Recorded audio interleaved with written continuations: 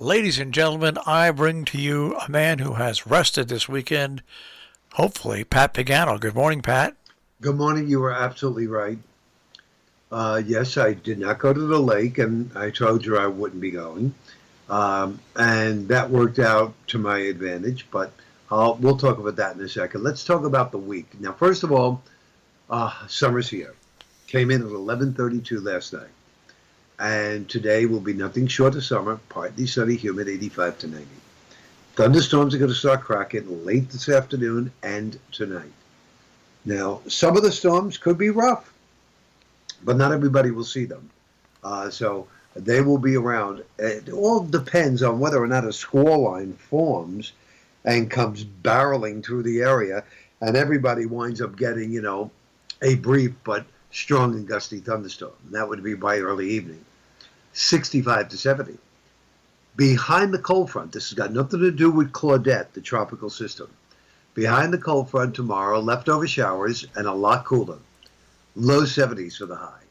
Tomorrow night, Marshall, back down to the 40s. Sunny and pleasant Wednesday, 80. Sunny and nice on Thursday, low 80s. Things will begin to get more humid by the end of the week and into the weekend, and the weekend looks unsettled. I heard you mention that, but it is only Monday and things could change. Claudette is on the Outer Banks of North Carolina this morning. Will move east-northeastward out into the Atlantic. There is another disturbance in the south central Atlantic that some of the computer models are putting emphasis on. That could also reach the Gulf of Mexico sometime next week. So we'll be watching that as well. So things are heating up in the tropics. Yes, they are, as well as they're heating up here for just plain old heat and humidity. With highs today of 85 to 90, it is definitely going to be a very uncomfortable day for the first day of summer, unfortunately. So I didn't go up to the lake, but, Marshall, I take it personal, but I guess maybe what I should do is say I'm glad that I was not involved. They had this thing going for the weekend called Dock Tales, where if you signed up to be a host, the person who's doing this would deliver a balloon to you Saturday during the day, and you would attach it to your dock. All the newcomers to our lake, which basically from last year to this year, depending on what side of the lake you were on, between 4:30 and 6, would then get in their boat or canoe and go to the docks that have balloons, because they're the hosts, and they would introduce themselves, and the host would provide them with a drink and some snacks. Then from 6 to 7:30, the hosts will get a chance to go to the new people's docks and vice versa. So last week, around this time, it looked to me like that was in danger, with showers and thunderstorms. But nobody called me. I mean, I'm the only meteorologist in this association. Everybody knows me. Nobody called me. And I was telling my friends who were up there, I said, I don't think it's coming off. They said, oh, well, you never know. You never know. It's only Monday. It's only Tuesday. It's only Wednesday. We get to the week. Needless to say, they got hit at 4:30 when this was supposed to start. I saw the emails going back and forth. The coordinator of this put out an email. We're hoping for the sun to come out at 7 and do the second half of the lake. Then at 7:30, she sent an email out and says, it's canceled. We'll have to do it at another time. So I said, why would you not avail yourself of my services, which are free, when you could? And then a couple of people said to me, Pat, you ought to be glad. Because if you told them it was going to rain and they canceled the event and it was sunny, you would be the fault, or vice versa. If you told them it was going to be sunny and they have the whole event planned and then it rains, you would also be the fault. So aren't you glad that they didn't ask you at all? But in a way, I take it personal. Yeah. And I think they're foolish for not taking advantage of my services. I think you're right. I think it's what we call a proverbial slap in the face. Yeah. So That's it. I'm not doing it anymore. I mean, well, I'm not doing it anymore. I'm not even going to answer. They're going to try it again. Let them try it again and let them do it on their own. Because she sent out an email on Friday to everybody. She says, looks like DuckTales will be on because the rain is going to be delayed. Oh, really? How did you get that information? Did you look on your phone? Everybody uses these little icons on their phone. Yeah. And I said, you must have looked at it. And, they do the hourly thing. Yeah. And she must have looked at it and must have figured, oh, this is great. But, little do people know that stuff on your phone is raw data, folks. And it's old. It's not current. That stuff, the computers, it's all coding. They grab it right from the computer, and then they, if it says clouds and sun, they put a partly cloudy sky in. If it says a 30% chance of a shower, they put a little icon for a little shower. It's not accurate at all. So, anyhow, aside from that, Marshall, I did have a question to ask you. And I have a question to ask you, but you ask first. You want me to ask first? Yep. Okay.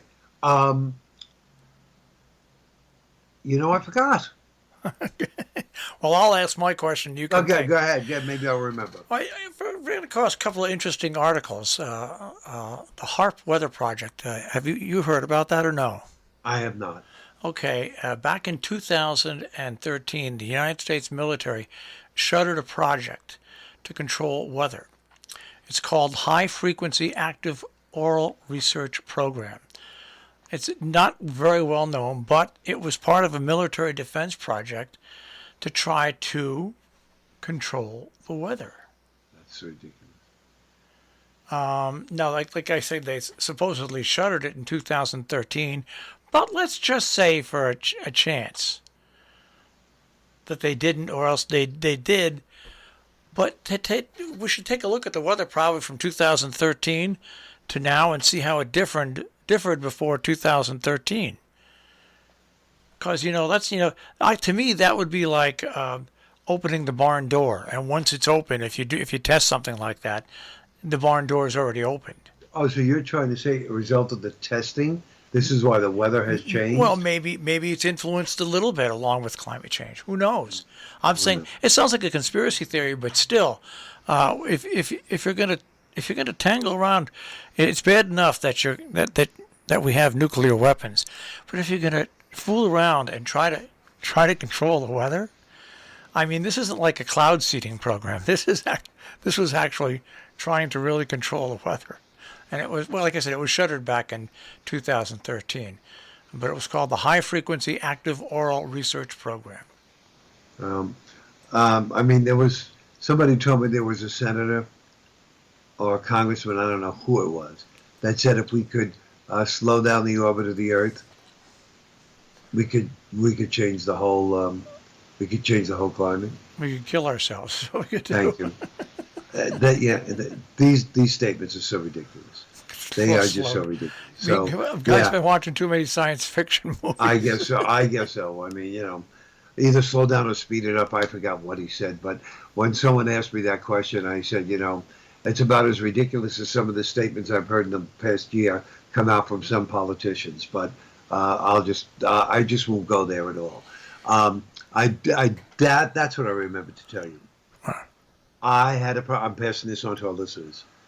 I'm in the computer yesterday afternoon, typing up my forecast, and I want to do a copy and paste in Word. Marshall, it's not letting me paste. I go, I copy, I hit copy, I go, it's not letting me paste. Why is that? I don't know. So, and I close that out. I go to a completely different icon, a completely different form. Call up the document. Won't let me do it. Said, nobody changes settings. What's the problem? Guess what? What? Another thing I found out.